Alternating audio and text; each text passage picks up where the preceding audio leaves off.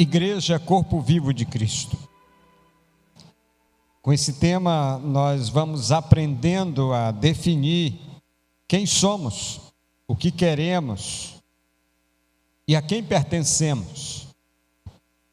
Vivemos num mundo tão complicado, num emaranhado de visões sobre a igreja, que nós precisamos buscar os marcos da palavra de Deus para entendermos exatamente isso. Quem somos nós, porque somos quem somos, o que fazemos aqui nesse mundo e a quem pertencemos. A nossa divisa da campanha de missões mundiais, Gálatas 2:20, o apóstolo Paulo diz assim: fui crucificado com Cristo. Assim, já não sou eu quem vivo, mas Cristo vive em mim. Portanto, vivo neste corpo terreno pela fé no Filho de Deus, que me amou e a si mesmo se entregou por mim. No entendimento de Paulo, quando ele entregou a vida a Cristo, ele deixou de viver por ele e para ele. Na verdade, é como se Cristo tivesse encarnado em Paulo. E então Cristo passasse a viver no seu corpo. A expressão é: Cristo vive em mim. É uma questão de pertencimento. Os planos, os projetos, os desejos pessoais deixaram de existir. Os planos, os projetos passaram a ser os de Cristo em mim, pois é Ele quem vive em mim. Eu não sou mais, Ele é em mim. É Ele que vive através de mim, é Ele que me domina, é Ele que me controla. Esse é o entendimento de Paulo. Enquanto nós não compreendermos isso, irmãos, nós viveremos na igreja dirigindo as nossas próprias vidas. Este conceito é tão importante para que a gente compreenda o ser igreja, que é Jesus mesmo quem nos orienta desta forma. Então eu convido você a abrir ou acessar a sua Bíblia comigo para Mateus 16, de 13 a 20. E eu preguei nesse texto no dia 16 de janeiro deste ano, com uma outra ênfase, mas queria chamar a sua atenção para a expressão de Jesus neste sentido de sua igreja. Mateus 16, de 13 a 20. Estou usando a versão NVT, porque nós estamos na leitura do ano da Bíblia que encerra em abril, mês que vem. Então, estou usando esta versão. A partir de abril, a gente vai começar uma nova leitura da Bíblia, usando a versão Almeida 21, e aí nós vamos mudar também as nossas leituras durante os cultos. A palavra diz assim: quando Jesus chegou à região de Cesareia de Filipe, perguntou a seus discípulos: quem as pessoas dizem que é o Filho do Homem? Eles responderam: alguns dizem que o Senhor é João Batista, outros que é Elias, e outros ainda que é Jeremias ou um dos profetas. E vocês? Perguntou ele. Quem vocês dizem que eu sou? Simão Pedro respondeu: o Senhor é o Cristo, o Filho do Deus vivo. Jesus disse: que grande privilégio você teve, Simão, filho de João. Foi meu Pai no céu quem lhe revelou isso. Nenhum ser humano saberia isso por si só. Agora eu lhe digo que você é Pedro, e sobre esta pedra edificarei a minha igreja, e as forças da morte não a conquistarão. Eu lhe darei as chaves do reino dos céus. O que você ligar na terra terá sido ligado no céu, e o que você desligar na terra terá sido desligado no céu. Então ele advertiu aos seus discípulos que não o dissessem a ninguém que ele era o Cristo. Qual é o contexto deste texto bíblico. No dia 16, quando preguei nesse texto, contextualizei os irmãos do contexto. Aproximava-se a hora da morte de Jesus. Ele tinha ensinado a seus discípulos, preparando-os para a hora que ele não estaria mais na terra. As autoridades judaicas já tinham se reunido e elaborado o plano para prendê-lo e entregá-lo às autoridades romanas. Jesus então se retira. Marcos e Lucas vão observar isso. Ele se retira com seus discípulos, como que para ter um feedback de tudo que ele ensinou até ali. Ele queria saber se os discípulos de fato haviam entendido quem ele era e quem os próprios discípulos eram. A pergunta que Jesus faz aos discípulos a respeito de quem as pessoas achavam que ele era, essa pergunta é repetida também em Marcos e em Lucas. Mas apenas Mateus registra a confissão de Pedro. Registra a palavra de Jesus após a confissão de Pedro, quando ele diz assim: edificarei a minha igreja. Só Mateus registra isso. E eu queria pensar com vocês exatamente nesta expressão de Jesus, minha igreja. Qual é o sentido desta expressão? O que Jesus quis dizer com minha igreja? Não vou entrar na questão da palavra igreja, o contexto dela lá na época, não. Mas queria pegar só o sentido da expressão.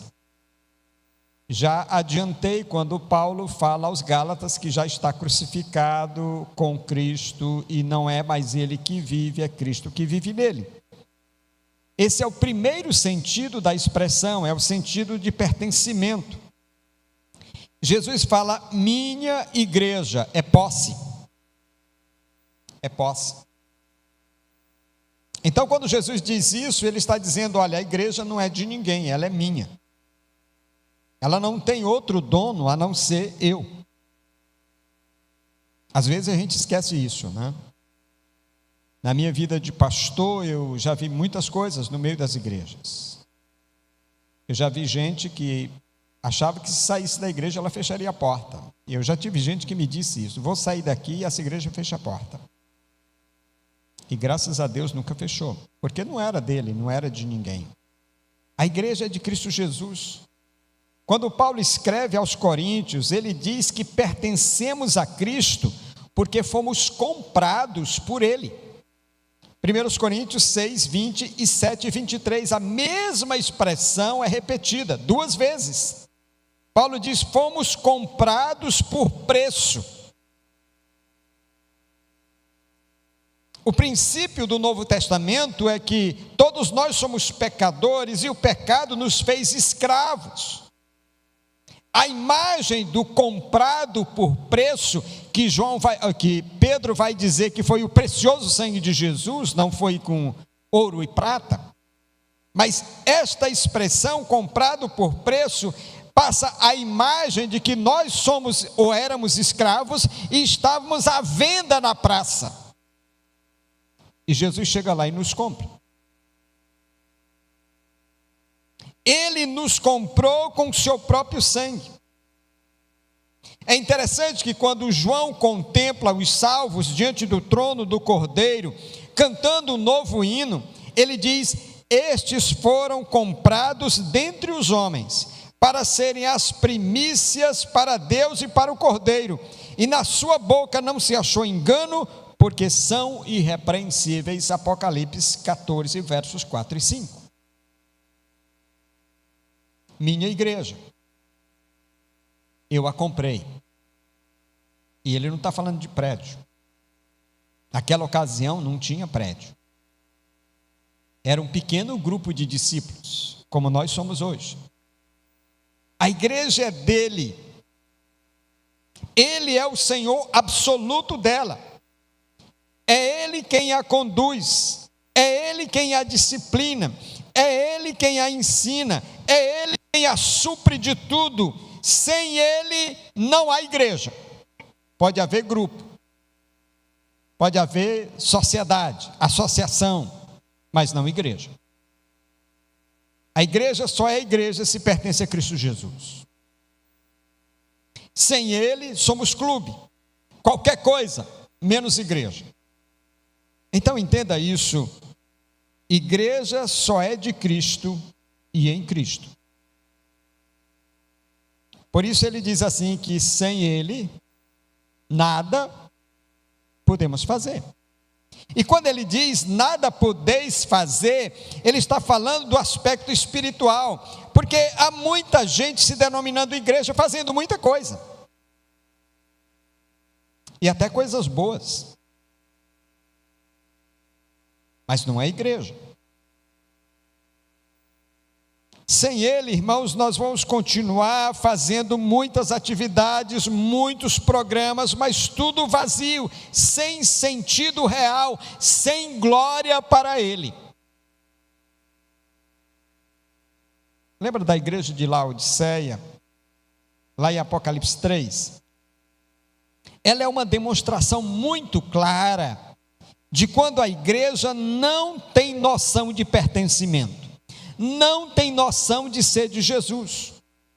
A mensagem em Apocalipse 3:20, aquela igreja foi esta: eis que estou à porta e bato.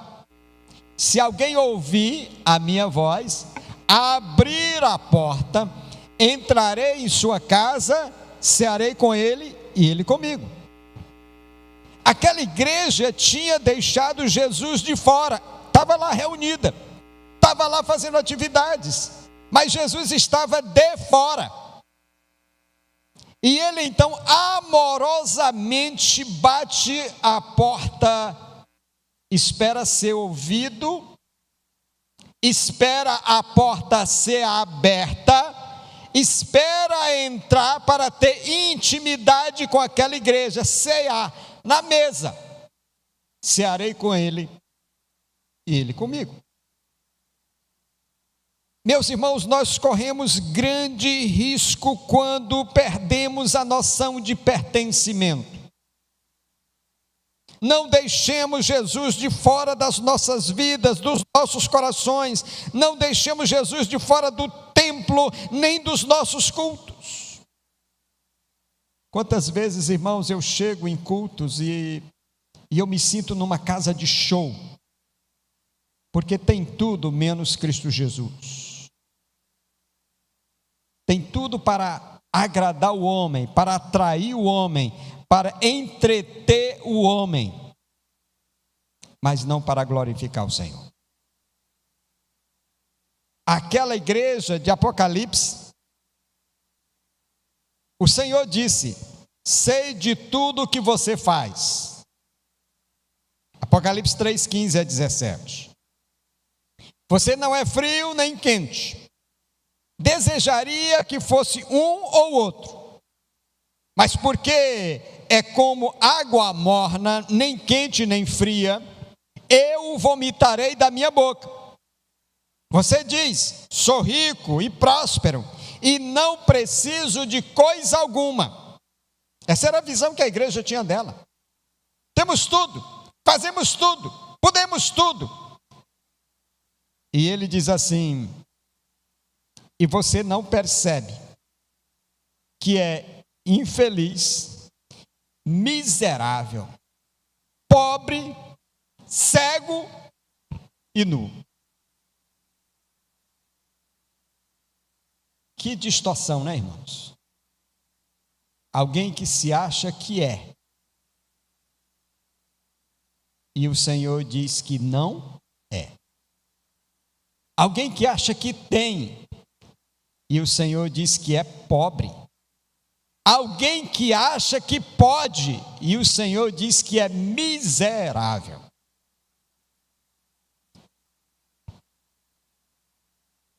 Precisamos ter muito cuidado com as avaliações que os outros fazem de nós, para bem ou para mal.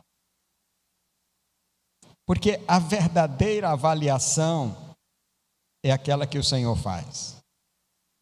E aquela que o Senhor faz, os outros não sabem. Só quem sabe sou eu e o Senhor. No meu momento de oração com meu Deus, no meu momento de fala com Ele, no meu momento de cear com Ele, aí eu sei. E Ele sabe. Aquela igreja colocou Jesus de fora da sua vida, não percebia o caminho que estava trilhando, se achava rica, mas era pobre, e Jesus estava pronto para vomitá-la da sua boca. Contudo, Ele a convoca a voltar. Veja a recomendação em versos 18 e 19. Eu aconselho a comprar de mim ouro purificado pelo fogo, e então será rico. Compre também roupas brancas, para que não se envergonhe da sua nudez, e colírio para aplicar nos olhos, a fim de enxergar. E o Senhor vai dizer algo, irmãos, que todos nós precisamos entender. Eu corrijo e disciplino aqueles que amam. Eu gosto de pensar sempre que a palavra discípulo vem da mesma raiz da palavra disciplina. O discípulo é disciplinado pelo Senhor. Se o Senhor não o disciplina, tenha cuidado, porque você pode não ser discípulo. Por isso diz o texto, seja zeloso e arrependa-se. O bom, meus irmãos, com o nosso Deus, é que há sempre possibilidade de mudança. Quando nos arrependemos, quando voltamos para Ele, Ele é sempre um Deus perdoador, Ele é sempre um Deus que nos dá uma outra oportunidade, até o dia que a porta fechar. Vai chegar o dia, mas enquanto ela não fechar, haverá oportunidade de volta, de retorno.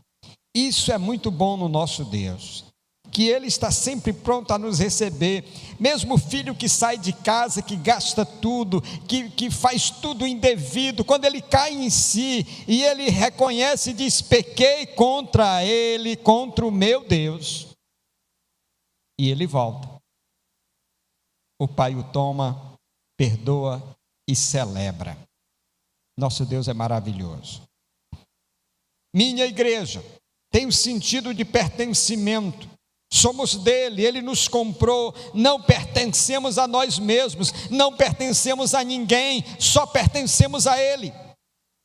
Mas também minha igreja diz que devemos obediência a ele. A igreja vive sob o senhorio de Cristo. É Ele que manda em nós, então deixa eu dizer para você, é Ele que manda em você. Você é filho, quem manda em você não é seu pai, é o Senhor. Você é pai, quem manda em você é o Senhor. Você é esposa, quem manda em você não é seu marido, é o Senhor. Porque se você obedecer ao seu marido, mas não obedecer ao Senhor, não fará grande coisa. A maior autoridade sobre cada um de nós é o Senhor. Se todos nós obedecermos ao Senhor, nós viveremos bem em todas as esferas da nossa vida. As dificuldades acontecem dentro do lar, seja no relacionamento marido e mulher, seja no relacionamento com os filhos, ou no relacionamento entre os próprios irmãos, os próprios parentes, quando nós esquecemos a ordem de obediência a Deus. Quando nós falhamos na obediência a Deus, então tudo mais começa a dar errado. O que o Senhor nos manda fazer? Qual é a ordem que você tem do Senhor? Então, faça. Aprendi muito cedo na minha vida de pastor, quando alguém chega para mim para dizer assim, pastor, Deus falou comigo, eu já silencio. E muitas vezes eu tive pessoas que me disseram isso. E algo deu errado na decisão. E depois voltaram, pastor, eu falei com o senhor. Eu disse, você falou comigo, mas você lembra o que você me disse? Você disse assim, pastor, estou falando com você porque Deus falou comigo. Se Deus falou com você, eu não tenho o que falar. Por quê? Porque a nossa obediência primeira é ao Senhor, a ninguém mais. não faremos o que alguém deseja, por mais que essa pessoa seja importante. Não faremos também o que o governo deseja. Somos e seremos obedientes às autoridades constituídas, até que as ordens dessas autoridades conflitem com as ordens do Senhor. Quando elas conflitarem, nós vamos obedecer ao Senhor. Acho que todos nós acompanhamos essa semana que encerrou a situação dos cristãos na China. Como a China é uma grande potência, ninguém diz nada. Eles podem fechar igrejas, matar cristãos, ninguém diz nada. Porque vivemos no mundo das ameaças. Você tem quantas bombas atômicas? Eu tenho aqui o triplo. Como está acontecendo agora entre Rússia e Ucrânia. Então fica todo mundo com medo, tentando fazer alguma coisa para ver se resolve o problema, mas ninguém quer confrontar a situação. E todos nós vimos durante essa semana que a China acabou de proibir o compartilhamento de conteúdos religiosos na internet sem a permissão do governo. Só serão aprovadas as mensagens que estiverem de acordo com a política do Partido Comunista. A China intensificou a repressão religiosa no país. Para divulgar qualquer tipo de material religioso na internet, seja por sites, aplicativos, blogs ou transmissões ao vivo, é preciso ter licença do governo. Só serão aprovadas as mensagens que estiverem de acordo com a política do Partido Comunista. Sabe o que isso significa? Que a igreja verdadeira vai ser fora da lei. Isso significa que os cristãos de verdade serão mortos e torturados e presos, porque eles não vão obedecer a algo que contraria a lei do Senhor. Aí você diz, mas pastor, a gente está na internet, não tem nenhum problema. Isso com a igreja de Cristo é desde que Jesus a fundou. Desde que Jesus a iniciou, a igreja nunca foi obediente a governo que fez leis que contrariam a palavra. O Império Romano tentou rechaçar, acabar com a igreja, e ele desabou. Os crentes foram para a fornalha, os crentes foram jogados aos leões, mas eles não arredaram pé, porque só Jesus é o Senhor.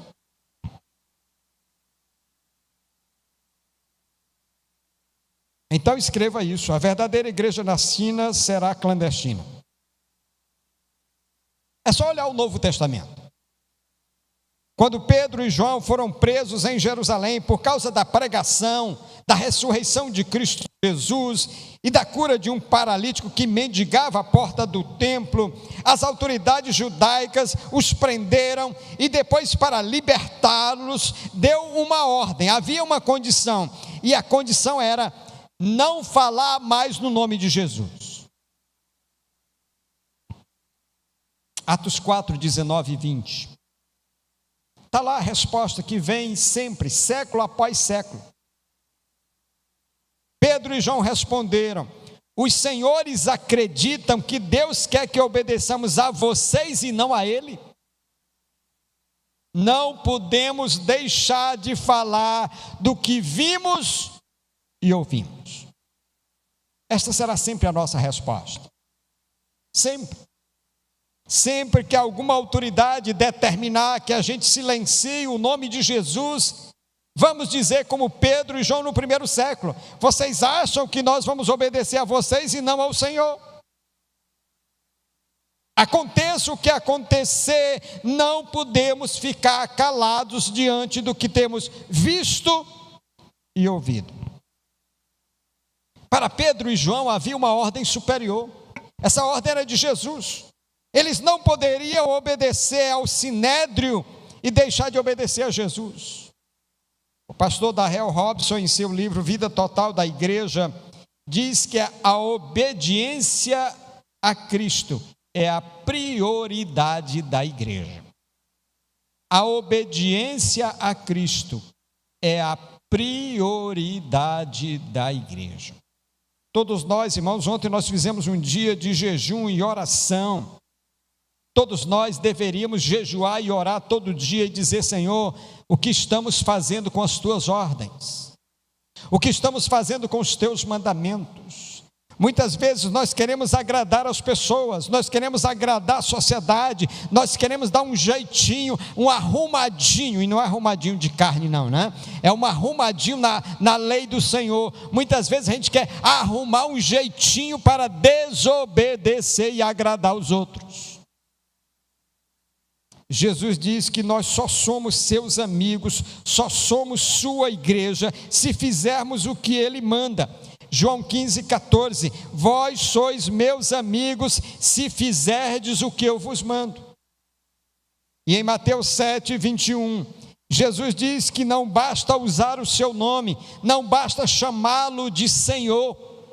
Ele diz que é preciso fazer a vontade do Pai, e acrescenta em Mateus 7, 24 e 25, que a nossa vida, a nossa casa, a nossa igreja, só vai suportar as tempestades da vida, se colocarmos a sua palavra em prática. A cidade está cheia de outdoor, estampando a face de um garoto ou uma garota que passou em primeiro lugar em alguma coisa da vida. Enem, medicina na USP, não sei onde. Deixa eu dizer uma coisa, meu irmão. É importante você saber e conhecer a Escritura. Não há dúvida disso. Mas o Senhor não vai fazer um Enem conosco para saber se você vai ser primeiro, segundo ou terceiro. O Senhor não vai fazer um vestibular conosco, mas Ele vai perguntar assim: você viveu o que viu no Evangelho? Você obedeceu às leis que eu tenho na minha palavra? Você praticou isso? Eu brincava com meus alunos no seminário, e eu desenhava sempre uma caricatura, dizendo que nós somos muito semelhantes a essa caricatura. O que era? Eu fazia um bonequinho no quadro, né, com a cabeça enorme, mas um corpo e as pernas e os braços raquíticos. Aí quando ele dizia: pastor, o que é isso? Eu disse: é o que somos muitas vezes. Temos muita coisa na cabeça, conhecemos muitos versículos, textos bíblicos, conhecemos muitas verdades do Evangelho, da palavra de Deus, mas nós não as vivenciamos. Temos a cabeça cheia e o corpo raquítico. Não praticamos. Obediência, irmãos, é o elemento definidor do ser igreja. Obediência é o elemento definidor do pertencimento a Jesus. A obediência diz do nosso amor a Jesus. Veja o que o Senhor diz no capítulo 14 do Evangelho de João, versículo 15: se me amardes, guardareis os meus mandamentos. A sua namorada vai dizer assim: você me ama? Me dá um presente legal, dá uma joia, dá uma joia, daquela que brilha de longe. Aí Jesus vai dizer assim: você me ama? Dá um dízimo grande. Não, irmão, não. O Senhor vai dizer assim: você me ama? Então guarda os meus mandamentos. Pratica a minha palavra, vive a minha palavra.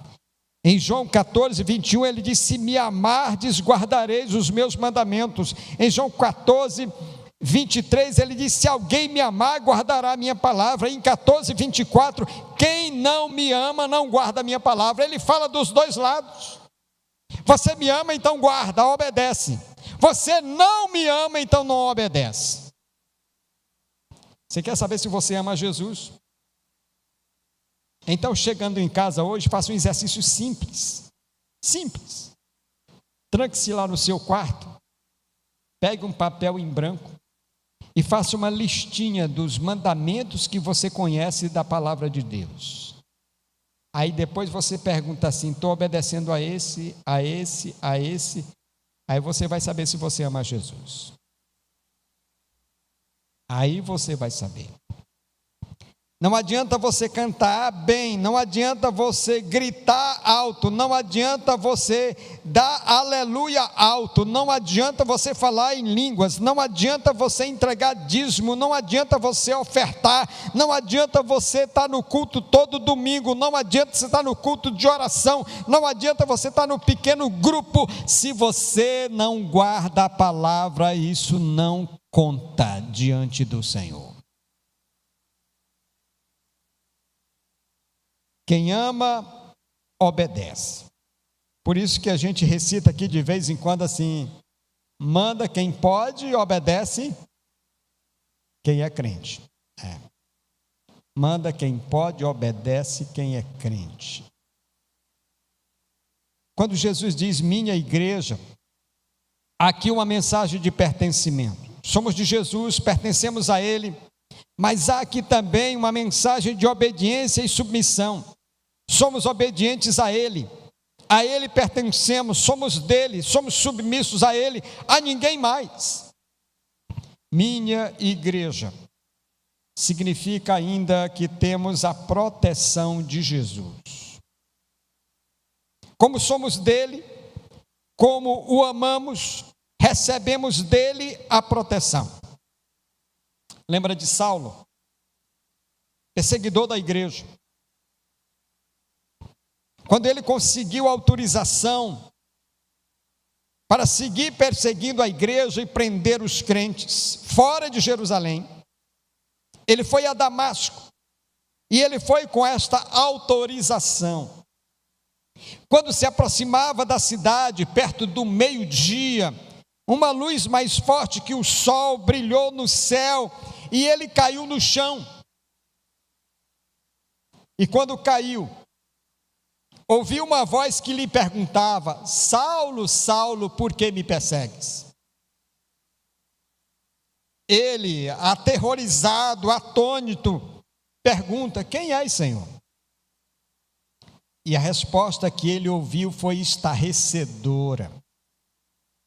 A resposta foi: eu sou Jesus, a quem tu persegues. Veja, Paulo estava perseguindo a igreja recém-iniciada por Jesus. A perseguição foi tanta que ele consentiu na morte de Estevão por apedrejamento. Agora Jesus estava dizendo a ele que ele não estava perseguindo a igreja. Jesus está dizendo a ele que ele está perseguindo ao Senhor Jesus. Eu sou Jesus a quem tu persegues. Jesus havia sido crucificado, enterrado, ressuscitado. Agora ele está aparecendo a Paulo e lhe dizendo que Paulo está perseguindo. Jesus se identifica com a sua igreja. Ela é dele, ele é dela. E ele a protege. O que acontece à igreja acontece ao próprio Cristo. Na Bíblia, a igreja é descrita como a menina dos olhos de Jesus. Esta é a expressão, por exemplo, de Zacarias 2:8. Pois assim diz o Senhor dos Exércitos: para obter a glória, ele me enviou às nações que vos despojaram, porque aquele que tocar em vós, toca na menina do seu olho. A expressão menina dos olhos tem o sentido de pupila dos olhos de Deus. É assim que o Senhor vê a igreja. No Cântico de Moisés, no capítulo 32 de Deuteronômio, versos 9 e 10, está escrito assim: porque a porção do Senhor é o seu povo, Jacó é a sua herança. Achou-o numa terra deserta, terra de solidão e uivos horrendos. Cercou-o de proteção, cuidou dele, guardando-o como a pupila dos seus olhos. O Senhor vê o seu povo numa terra de grande perigo, e o texto descreve de solidão e uivos horrendos, e o Senhor o toma e o protege como a menina dos seus olhos, como a pupila dos seus olhos. O pastor Rick Warren diz que nada na terra é mais valioso para Deus do que a sua igreja. Nada na terra é mais valioso para Deus do que a sua igreja. Esta foi a mensagem que Paulo recebeu do Senhor quando estava em Corinto. Lá no capítulo 18 de Atos, Paulo estava lá e recebeu essa mesma mensagem, versos 9 a 11. E de noite disse o Senhor em visão a Paulo: não temas, mas fala e não te cales, porque eu estou contigo e ninguém te acometerá para te fazer mal, pois eu tenho muito povo nessa cidade. E ficou ali 1 ano e 6 meses ensinando entre eles a palavra de Deus.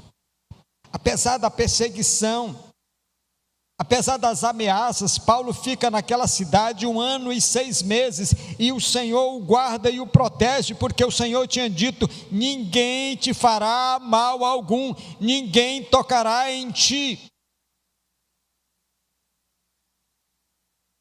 Sabe o que está acontecendo na Ucrânia? Vidas e vidas dizendo sim para Jesus. Sabe por quê? Porque o Senhor guarda a sua igreja. Ninguém toca na igreja do Senhor. A perseguição virá, muitos de nós vamos sofrer, mas entenda isso, que o Senhor guarda a sua igreja. Deus é o protetor da sua igreja. O autor da carta aos Hebreus tinha essa consciência. Em Hebreus 13:6 ele diz: de modo que com plena confiança digamos: o Senhor é quem me ajuda, não temerei, que me poderá fazer o homem? Se Deus é o nosso protetor, quem pode nos atingir? A mensagem do Senhor através do profeta Isaías é exatamente essa: eu sou o Senhor, eu sou o seu vigia, rego-a constantemente e protejo de dia e de noite para impedir que lhe façam dano. Isaías 27:3. O Senhor diz: eu rego, eu protejo para impedir que lhe façam dano algum. É por isso que o salmista diz assim: não temerei mal algum, porque tu estás comigo. Sabe por que eu não temo? Não é porque eu seja hábil. Sabe por que eu não temo? Não é porque eu seja forte. Sabe por que eu não temo? Não é porque alguém me guarda. Sabe por que eu não temo? É porque o Senhor me guarda. Eu sempre fui pequenininho, né? Você sabe disso, né? E daqui para frente menor ainda, né? Falava com uma pessoa essa semana dizendo: olha, eu estou com 37 quilos. E eu disse: olha, quando eu casei com a dona Jesus era 27. Era peso de bode, como a gente diz aqui na terra, né? E quando eu estudava e eu era ameaçado pelos outros, todo mundo na escola era maior do que eu. Eu tinha um apelido que eu não vou dizer para vocês, por causa do meu tamanho e da minha magreza, né? Então, os outros abusavam muito de mim. Mas eu tinha um primo que era grandão e fortão. Então, cada vez que alguém me ameaçava, eu me socorria. Muitas vezes ele foi me deixar em casa, porque alguém queria me pegar no caminho. Aí o Assuélio, meu primo, eu encostava nele e ele me levava em casa. Mas sabe, se aparecesse alguém mais forte do que o meu primo, eu estava frito. Sabe quem é mais forte do que aquele que lhe protege? Ninguém. Ninguém. Ele é aquele que tem todo o poder no céu, na terra e embaixo da terra. Aquele que me protege, aquele que lhe protege, ele é o meu guarda, ele é a minha sombra, a minha direita, e ninguém me toca, porque ninguém pode mais do que ele. Meu irmão, guarde isso. Jesus diz que somos sua igreja, minha igreja. Pertencemos a ele, mas devemos também obediência a ele e a ninguém mais. Ele é o nosso protetor, nada nem ninguém nos atingirá se ele não permitir. Foi por isso que o pastor Manuel Avelino de Souza, um grande inólogo nosso, que não era músico, mas escreveu muitos hinos, belos hinos nossos que estão no cantor e no inário. Por isso que ele escreveu Refúgio Verdadeiro. Seguro estou, não tenho temor do mal, sim guardado pela fé em meu Jesus. Não posso duvidar desse amor leal. Ele em seu caminho sempre me conduz. Não me deixará, mas me abrigará. Do pecado vil me vem livrar. A sua graça não me recusará. Sim, Jesus é quem me pode sustentar. No poder de Cristo, o Mestre, minha vida salva está. Do perigo que cercá-la, Ele poderá livrá-la. Seu poder eterno sempre a susterá. Abrigo eterno tenho no Salvador, Ele esconde a minha vida em seu poder. Eu recear não posso do malfeitor, que procura pertinaz me enfraquecer. Confiado então nessa proteção, sigo a Cristo e quero ser fiel. Na minha vida cheio de gratidão, sim, a meu Senhor e Rei, Emanuel. Perigo algum me pode causar temor, pois meu Salvador não me abandonará. Com sua proteção e seu amor, dirigindo a minha vida Ele estará. Nunca o deixarei, mas fiel serei, sempre firme, cheio de fervor. A Cristo Redentor, meu Senhor e Rei, eu me entregarei firmado em seu amor. No poder de Cristo, o Mestre. Minha vida salva está do perigo que cercá-la. Ele poderá livrá-la. Seu poder eterno sempre a susterá. Ó Deus, obrigado, porque estamos guardados embaixo da tua mão, porque teu poder eterno nos sustenta. Somos do Senhor. O Senhor nos chama minha igreja, meu povo. Pai, nós queremos ser sempre obedientes ao Senhor. Estamos num mundo de muitos perigos e ameaças, mas nós não queremos olhar as ameaças e os perigos, nós queremos simplesmente cumprir a vontade do Senhor. Se a nossa vida estiver em risco, mesmo assim queremos obedecer, porque sabemos que a vida em risco nas mãos do Senhor será vida de ressurreição, porque nem a morte, nem a vida pode nos deter, porque nada nos atinge sem a permissão do Senhor, e quando o Senhor permitir, é porque algo maior e melhor o Senhor tem para nós. Guarda a tua igreja e o teu povo, anima o teu povo, Pai, não deixa o teu povo vacilar jamais, em nome de Jesus, amém.